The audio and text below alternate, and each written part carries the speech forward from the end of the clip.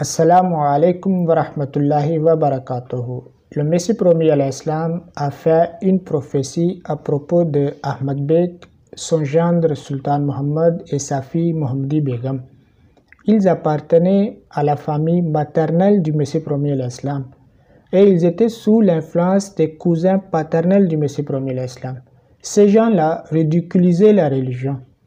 Pour mieux comprendre la prophétie et ce contexte, il est important, il est essentiel d'avoir une idée sur leurs croyances religieuses.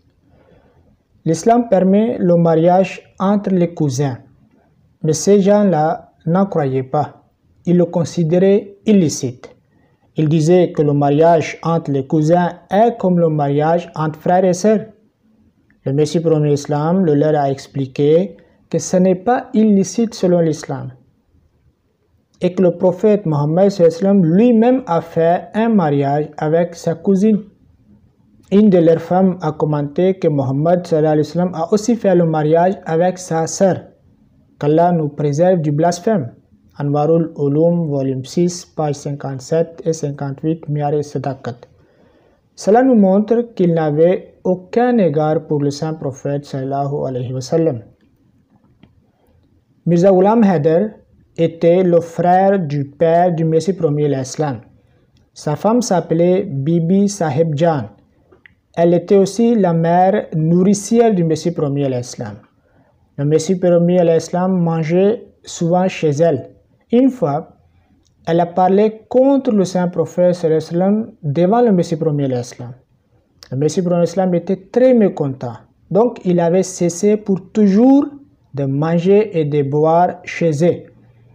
Sirat Masih Maud par Sheikh Yaqub Ali Irfani, volume 2, page 270.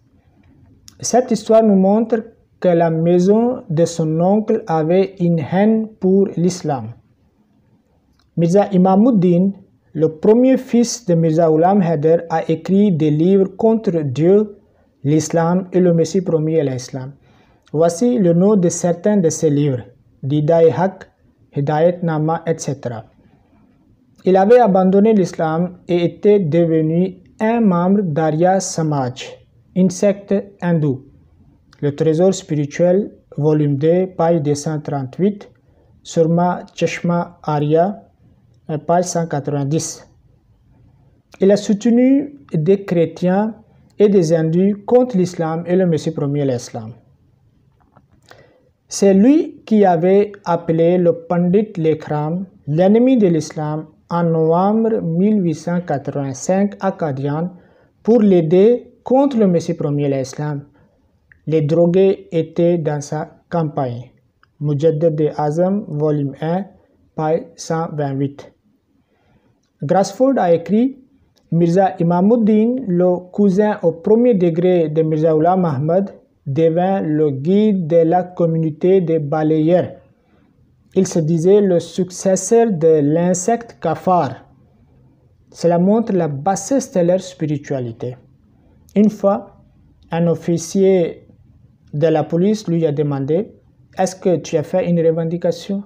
Il lui a répondu non. Cela montre qu'il était aussi Kwar. Il a construit à Qadian un temple hindou au nom de Balmik. Le pandit Devi Ram, il dit: Mirza Nizamuddin et Mirza Imamuddin n'avaient pas un bon comportement. Ils ne priaient pas, ils ne jeûnaient pas, ils avaient tous les maux sociétaux. Siratul Mahdi, traduction numéro 759. Mirza Nizamuddin, le deuxième fils de Mirza Ghulam Haider, avait fait publier la lettre du Messie promis à l'Islam dans un journal chrétien. Nouri Afshan, du 10 mai 1888, le journal avait l'habitude d'injurier le saint prophète Mohammed sallallahu alayhi wa sallam. Dans la lettre, le Messie promis à l'Islam avait demandé la main de Mohammadi Begum, qui était la fille de sa sœur.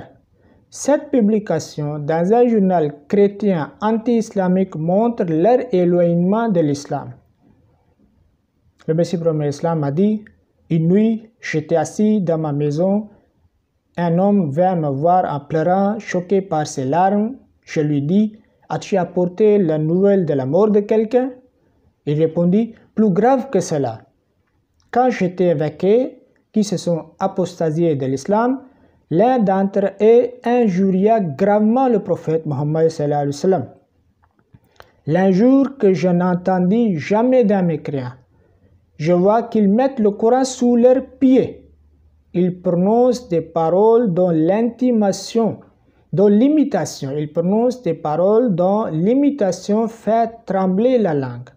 Ils disent que Dieu n'existe pas, c'est un mensonge des imposteurs. Je lui dis, ne t'avais-je pas averti de ne pas t'asseoir avec eux? Crains Dieu, ne t'assois pas avec eux et sois parmi ceux qui se répandent. Le Messie prophète Islam a aussi dit, ils m'ont écrit une lettre qui contenait des injures contre le prophète Mohammed sallallahu alayhi wa sallam et le Coran. Ils y ont refusé l'existence de Dieu. Ils m'ont demandé des preuves de ma véracité et de l'existence de Dieu. Ils ont publié leurs lettres et ainsi ils ont aidé les mécréants de l'Inde. Ainae Kamalate Islam, page 568, le trésor spirituel, volume 5.